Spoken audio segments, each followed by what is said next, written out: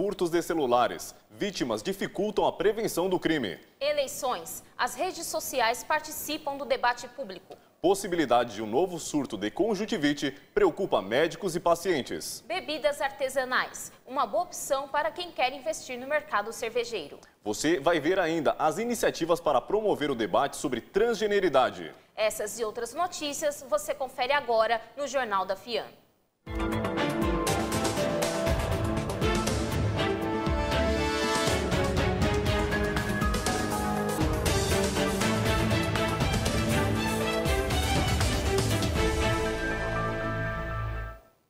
Boa noite.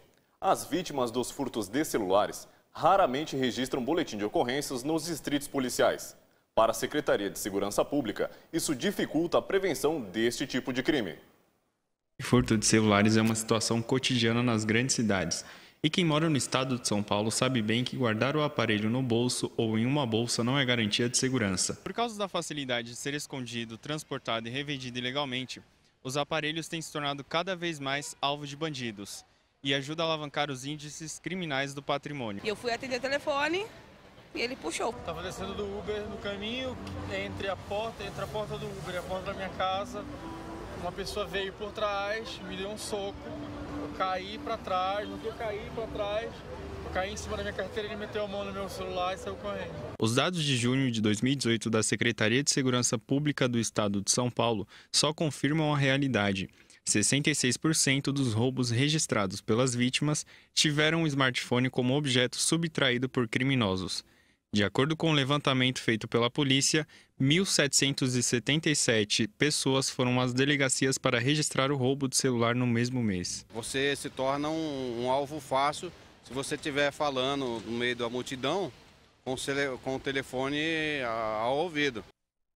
Atualmente, há cerca de 13 milhões de desempregados no país. Com a chegada de imigrantes, os números ficam ainda mais complicados. O jovem senegalês Fallou Touré trabalha na Liberdade, centro de São Paulo, todos os dias da semana vendendo artesanatos de fabricação própria. Ele conta a dificuldade de sobreviver no Brasil. Eu não trabalho quando chuva. Aqui em um país você não pode ficar braço cruzado. Tem que lutar muito para ganhar. Quando chegou no Brasil há mais de 50 anos com sua família, Kwon Min Chun, mais conhecido como Paulo, veio para trabalhar como mão de obra em uma época de escassez no país. Quando eu cheguei no Brasil, o Brasil era muito bom de ganhar dinheiro. Então, a gente, como tinha um pouquinho de capital, a gente conseguia fazer um patrimônio mais ou menos bom. Tanto seu Paulo como Fallou apontam a dificuldade de viver em uma cidade cara como São Paulo. De acordo com Edson Brito, professor de economia da FMU, o país não tem a estrutura necessária para receber a população imigrante, que acaba integrando a fatia de quase 13 milhões de desempregados atualmente. O imigrante que vem de forma legal, ele consegue se planejar para estar aqui no Brasil. O refugiado não.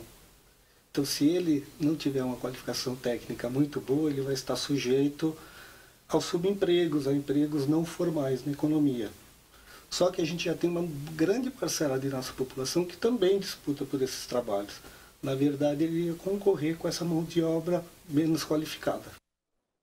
Em ano de eleição, algoritmos das redes sociais auxiliam na formação de bolhas políticas e ampliam o debate público. Com o avanço da tecnologia, a internet se tornou o principal meio de troca de informações. Segundo pesquisa do IBGE, divulgada em fevereiro desse ano, mais da metade da população brasileira está conectada à internet, onde, em muitos casos, se torna o cenário de intensas discussões.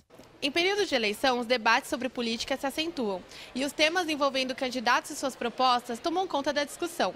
Porém, com a intensificação desses debates, há um crescimento de contradição e propagação de ódio. No ano eleitoral mais conectado dos últimos tempos, podemos observar a contribuição das redes sociais para a formação de bolhas políticas, onde os algoritmos criam comunidades em que apenas uma opinião é destacada. E como há a tendência das pessoas interagirem mais com aquelas que pensam parecido, esse algoritmo acaba nos deixando presos dentro dessas bolhas, sim. Intencionalmente, eu acabo vendo tanto do que eu apoio e de quem eu não apoio, principalmente porque as redes sociais elas são muito democráticas nesse sentido. Eu costumo ver também de outras pessoas que eu não apoio, até porque eu faço questão de não excluir pessoas que pensam diferente de mim. Você tem, na verdade, uma guerra virtual, né, de produção de memes, de falsificação de perfis. Fica mais explícito, talvez, nas eleições, porque nas eleições as pessoas são chamadas, convocadas a discutir política e tem um objeto de participação política muito claro. A mobilidade urbana sempre foi assunto na cidade de São Paulo. Hoje, a nossa equipe foi em Ipiranga, zona sul da cidade, para ver como está a situação das calçadas no bairro. Você já deve ter ouvido esse barulho ou visto esse piso diferente nas calçadas de São Paulo. Essas faixas em alto relevo, fixadas no chão, são chamadas de piso tátil e elas servem para facilitar a locomoção de deficientes visuais. Segundo dados do IBGE, no Brasil, existe pouco mais de 580 mil pessoas com deficiência visual e 6 milhões com baixa visão. Pensando assim, as calçadas deveriam ser adaptadas para que todos possam transitar com facilidade, mas não é bem assim que funciona. Calçadas com desníveis ou quebrados, bueiros, né? Muitas vezes sem tampa acontece isso.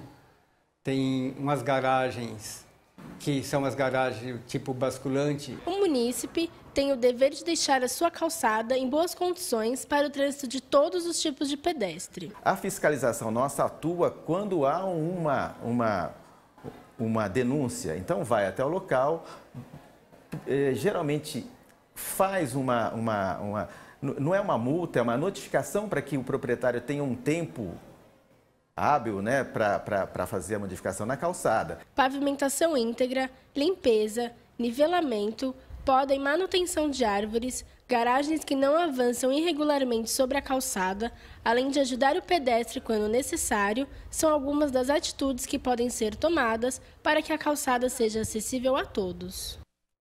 E daqui a pouco, saiba como se prevenir da conjuntivite com a chegada do verão.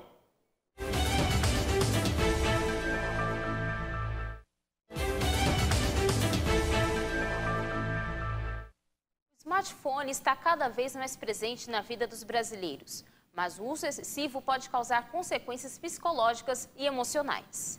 Você já pensou no tempo que passa utilizando o seu smartphone? De acordo com os dados da iniciativa Phone Life Balance, que incentiva o uso equilibrado do celular, 42% dos brasileiros são teledependentes, ou seja, usam o aparelho o dia todo. 24 horas por dia, em torno de 9 horas a gente dorme, em torno de umas 6, 7 horas por dia na frente do celular. A nomofobia não está relacionada somente ao tempo de utilização do smartphone, mas sim aos prejuízos que causam na sua vida. Seria maléfico a partir do momento que ele é usado em excesso. Os dados divulgados apontam que 36% dos jovens priorizam o smartphone, enquanto apenas 6% usam o telefone para ver a hora e fazer ligações. Assim como eu, muitas pessoas ficam online o tempo todo, o dia inteiro, mas é sempre bom ter um momento para você relaxar.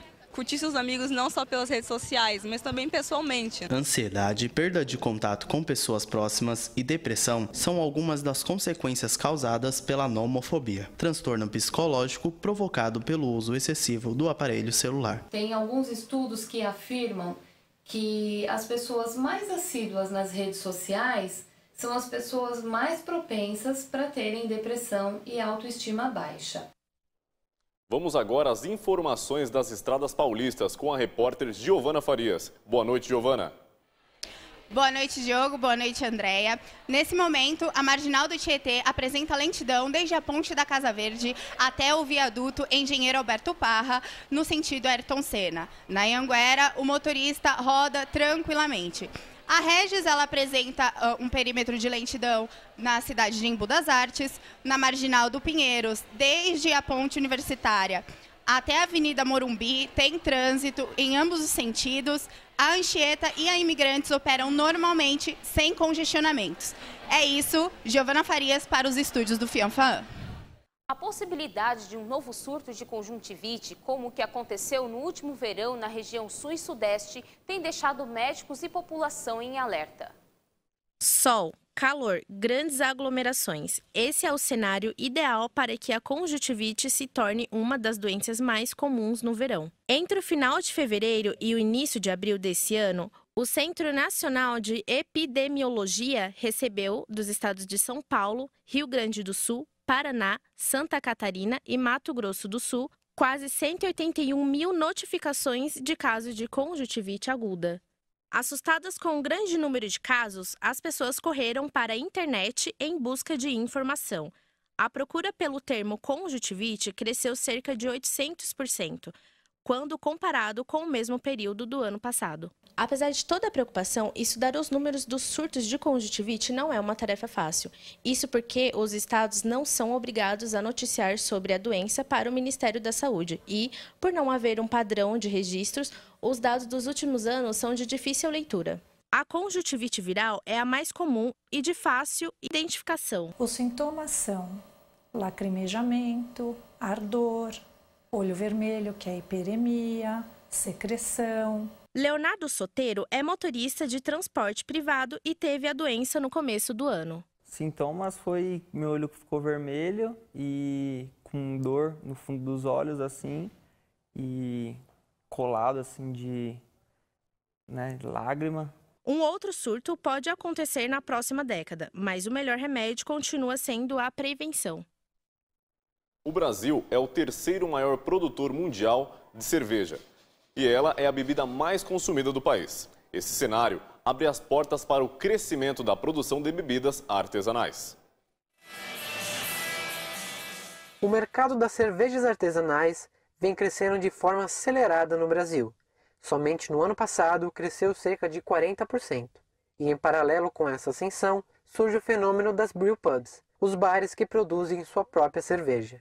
O dono desse bar na Vila Madalena começou fazendo cerveja de forma totalmente caseira e hoje tem seu próprio brewpub na região mais boêmia da cidade. Você fica pensando por hora sobre o produto que você produziu, sua cerveja, você vê o sorriso na cara do cliente de beber o produto que você fez. Você vai falar, pô, você que fez essa cerveja? O estabelecimento tem seus próprios tanques de fermentação no segundo andar da instalação e busca sempre renovar suas opções, já que o campo cervejeiro é repleto de pessoas buscando por experiências distintas das disponíveis nos bares mais comuns. O perfil do consumidor brasileiro, que bebe em média 82 litros de cerveja por ano, está mudando. Agora, o público está deixando de lado as cervejas industrializadas e escolhendo uma boa opção, a cerveja artesanal. É água, malte, lúpulo e levedura. Só por essa questão já me deixa muito mais feliz provar um produto assim. O sabor, sem comparar, que é excepcional. A tendência do mercado é que cada vez mais a demanda por esse produto cresça e assim diminua o preço ainda elevado das bebidas, alavancando sua projeção no gosto dos amantes de uma boa cerveja. Vamos agora à previsão do tempo em todo o país com Guilherme Fernandes. Boa noite. Amanhã na região sudeste do país teremos sol o dia todo com pancadas de chuva. Já na região sul, devido à chegada de uma frente fria, haverá grandes temporais. Grande nebulosidade e pancadas de chuva na região centro-oeste, sol forte para toda a região nordeste, com pancadas de chuva rápidas no litoral.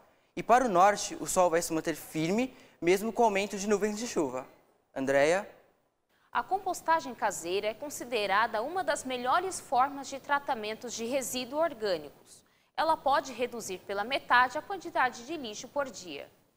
A cidade de São Paulo produz diariamente cerca de 20 mil toneladas de lixo. Parte desses resíduos são orgânicos, restos de alimentos como frutas, legumes e vegetação, que acabam em aterros sanitários quando poderiam voltar à natureza em forma de adubo. A compostagem tem benefícios para quem faz a compostagem e para o macro também, né? Então, para quem faz a compostagem, o benefício primeiro é a felicidade interna, porque ela tem para ela começar a dar esse passo, ela tem alguma sensibilização ambiental. Nicolas Fecchetti faz compostagem há 5 anos e mostra como essa prática o beneficiou em todos os sentidos. Dá para fazer geleia, dá para fazer um monte de coisa com cascas e a gente muitas vezes joga fora. Casca de abacaxi, por exemplo, dá para fazer um bolo. A própria atividade da compostagem doméstica ainda incentiva os indivíduos sobre a conscientização ambiental, trazendo assim benefício para todos. As discussões sobre gênero ganham um novo formato. O Sesc Belenzinho realizou no último dia 19 o projeto Transversando. Música, risos, Quem vê de longe nem imagina que por trás dessa descontração o assunto é sério. A unidade do Sesc Belenzinho abre espaço para falar sobre diversidade com o projeto Transversando. O bate-papo musical recebe artistas da cena LGBTQ+, e fala sobre inclusão social, diversidade de gênero e representatividade. É uma forma de você incluir a pauta sobre a transgeneridade a partir de uma linguagem que é a música, pode ser o teatro, pode ser o cinema, mas nesse caso a gente escolheu essa pauta a partir da linguagem musical. Transversando foi pensado em fazer em 3 encontros, que começou em março, abril e maio. A gente já está na 2ª edição, setembro, outubro e novembro. E a nossa ideia é que esse projeto ele viaje por outros Sescs também, por outras unidades. E a trilha sonora ficou por conta da cantora Karen Martins. Através dos ritmos, ter acesso a uma massa gigante, né? Então, se eu jogo alguma coisa mais ligada ao rock, ao MPB, a um pop, eu tenho cada vez um público maior para divulgar essa mensagem. A drag queen Hikaru Kadoshi explica a importância do evento como ferramenta de educação. As pessoas precisam entender que drag queen não é sexualidade. Drag queen é arte. Enquanto arte, qualquer ser humano, seja hétero, cis, bi, trans, travesti, pode fazer drag queen.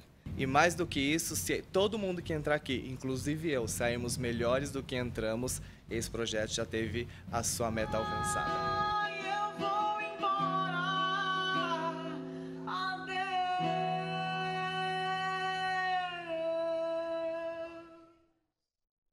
O Jornal da FIAM fica por aqui. Obrigado e até a próxima.